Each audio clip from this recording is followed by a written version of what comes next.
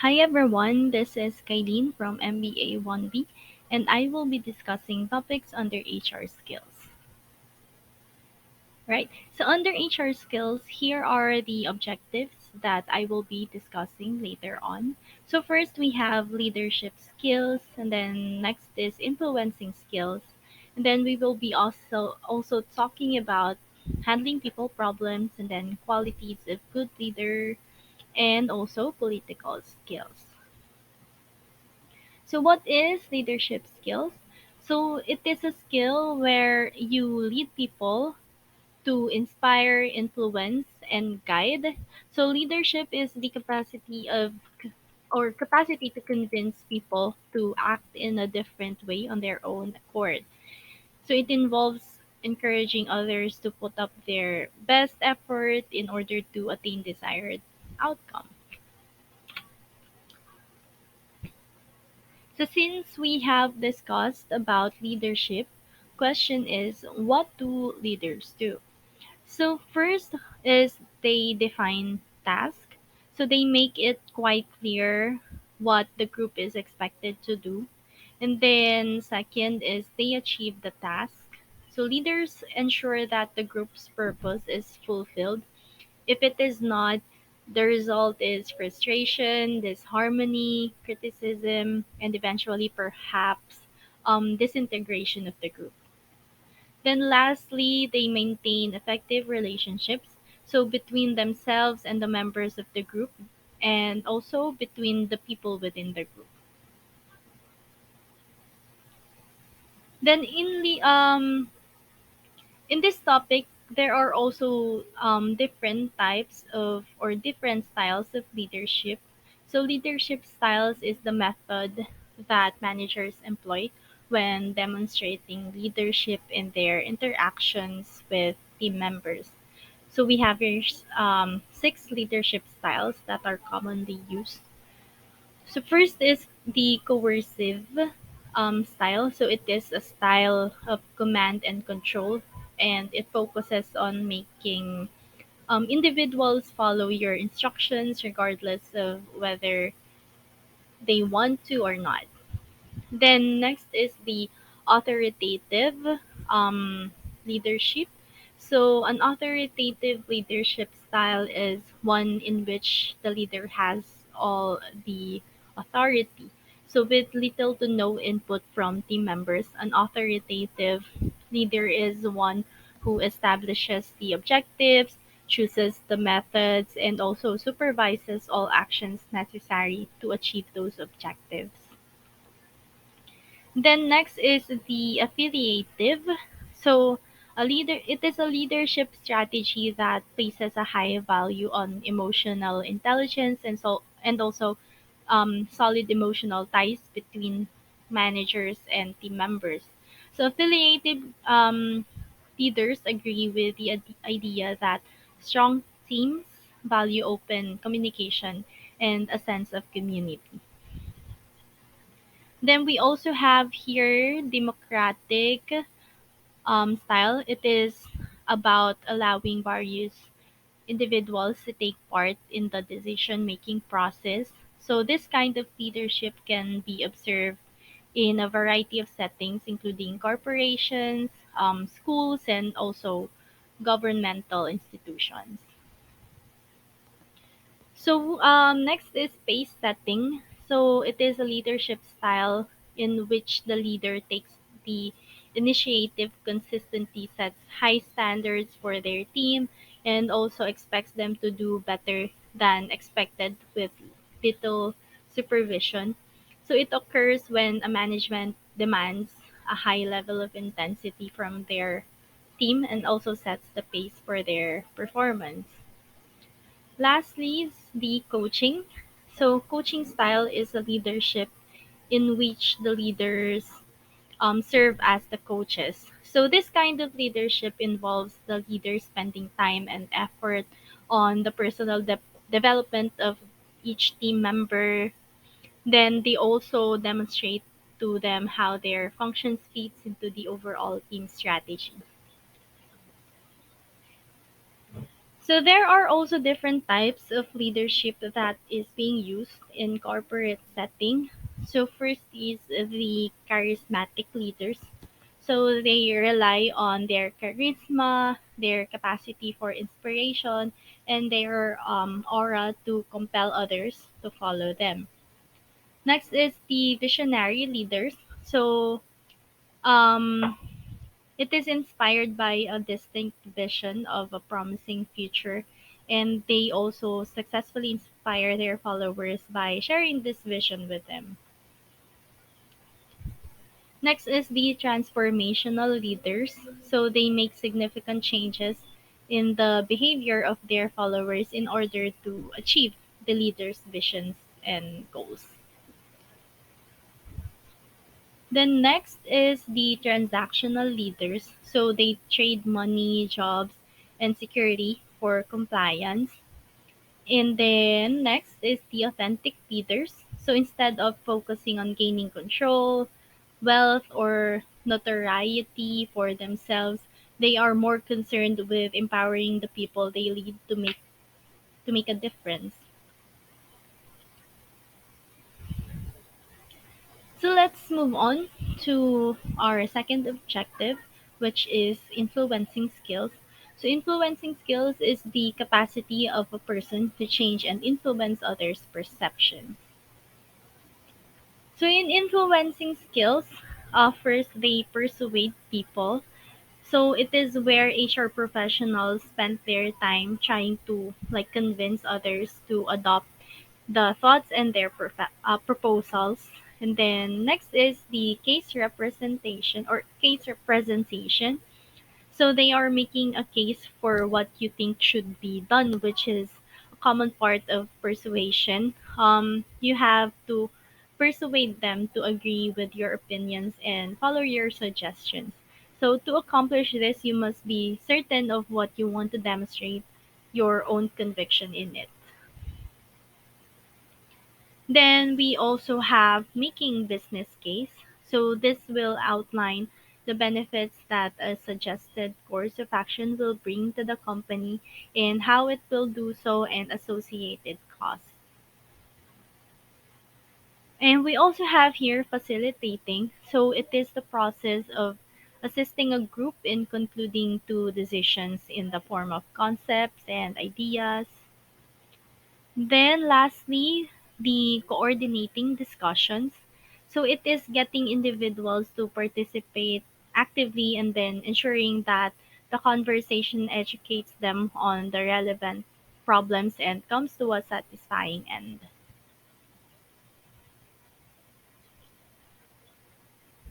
Next is the handling people problems.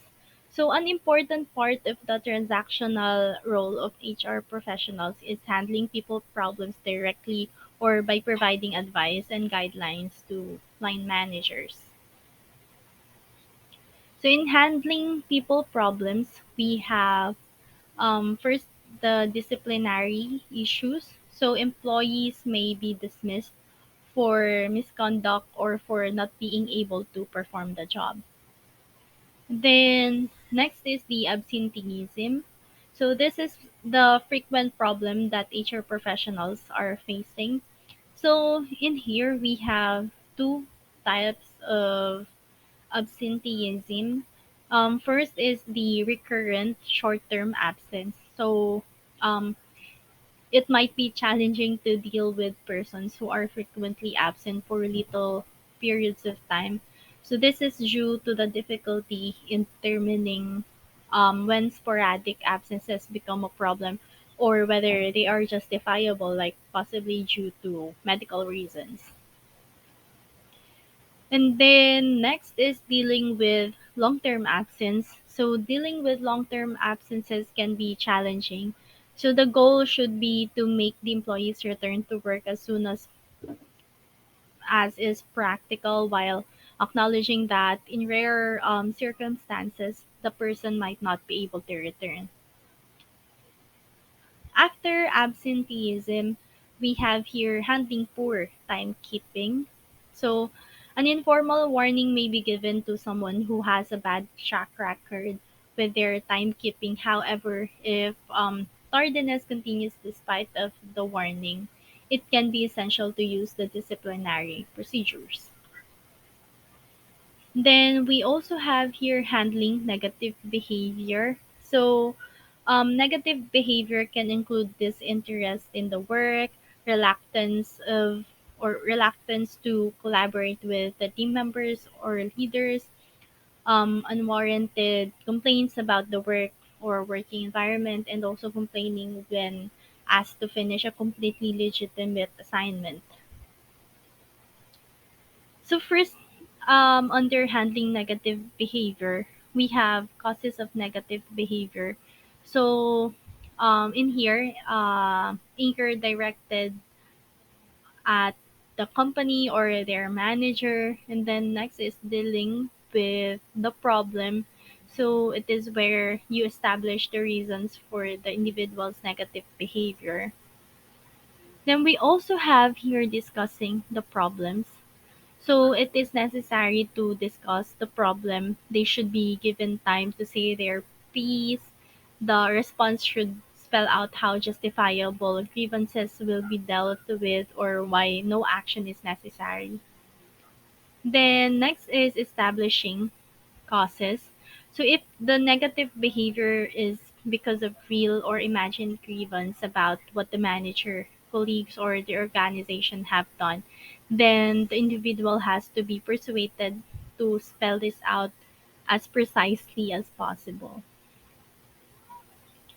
Then, lastly, under handling negative behavior, we have taking remedial action. So, if the individual is the cause of the issue, then the goal is to make them realize that corrective action is required in what they must do to address it on their own with assistance as needed.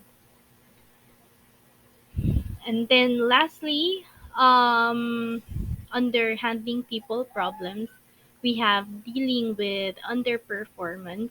So a person's bad performance may be their own fault, but it may also be the result of poor leadership or issues with the workplace structure. All right, so on the next slide, we have managing conflict. So, because organizations depend on concessions and adjustments between members who have competing interests, conflict is unavoidable. So, there are three principal ways of resolving intergroup conflict.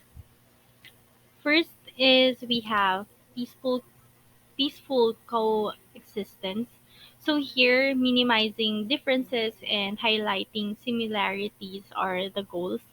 So individuals can freely travel between groups. There are plenty of information, communication, and also exchange of ideas, and people are encouraged to learn how to coexist. Then next is we have compromise. So negotiation or bargaining is used to resolve the matter, and neither party comes out ahead or behind.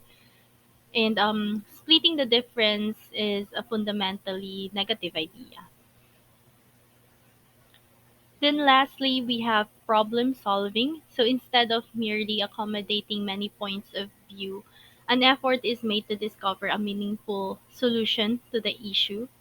So the apparent contradiction of creative struggle appears here. Right. So it is even more challenging than handling disagreements between group can be handling problems without or handling problems between individuals. Strong personal feelings may be involved regardless of whether the conflict is overtly hostile or covertly subtle. So first is we have withdrawal. So both parties may withdraw in response to interpersonal conflict, leaving the other to control the situation. Then we also have smoothing over difference. So another strategy is to downplay differences and also act as if there is no disagreement. So despite the fact that the underlying issues have not been addressed. Then we also have reaching a compromise. So reaching a compromise is still another strategy. So this indicates that both parties are willing to concede some ground in pursuit of a compromise that will satisfy both groups. And then lastly, we have here. Oh, sorry. Next is we have counseling. So it is a technique known as personal counseling, focuses on how the two people are responding rather than the issue itself. So it gives people an opportunity to let off steam and could inspire them to consider fresh approaches to the conflict.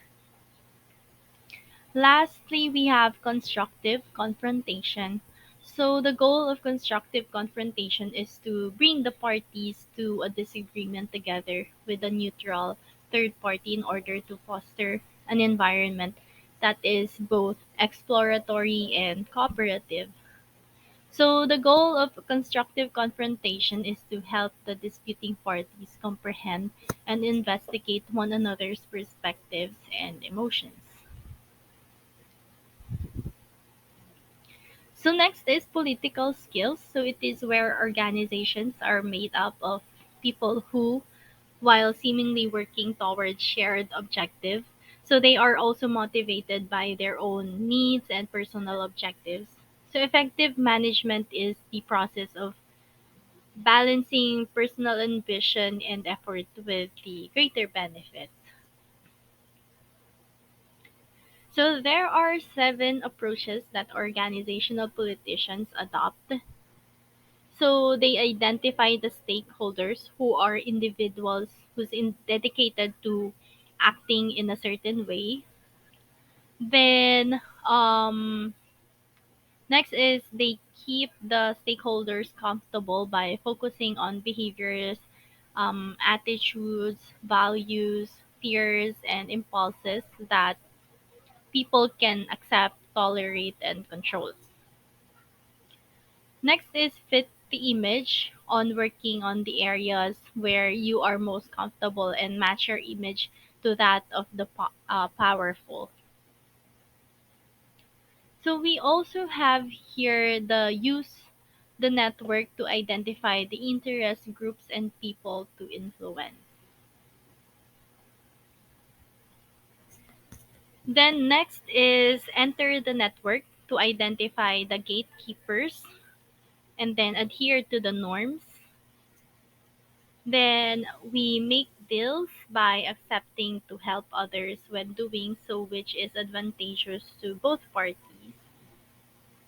Then lastly, we withhold and withdraw. So withhold information as necessary and then judiciously withdraw when things get tough.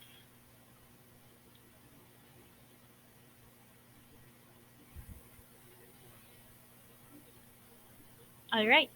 So in here we have 4 topics regarding political skills. So that's dealing with organizational politics, then using political means to get things done, political sensitivity, and danger of politics. So let's talk about dealing with organizational politics first. So it is finding out who is engaging in such behavior and honestly confronting them with the harm or with the harm they are causing are 2 ways to cope with it. So they will, of course, deny engaging in political behavior, but the knowledge that they have been located may prompt them to alter their strategy. And then next is using political means to get things done. So it is by negotiating bargains and lobbying decision makers, political actors advance their agendas. So even though it's not always ideal, it does happen, And some individuals try to justify it by saying that the end justifies the means. And then next is the political sensitivity. So, organizational politicians use covert means to influence decisions, and most organizations engage in some type of politicking, knowing what is happening on the political scene, which can help you exercise influence in the best possible way. And then lastly, we have here dangers of politics. So while much of this behavior is acceptable, so there are risks. So political or politicking can be done excessively, which can substantially reduce an organization's efficacy. All right, and that is it for my reporting regarding HR skills. Thank you so much for listening and have a great day. Bye.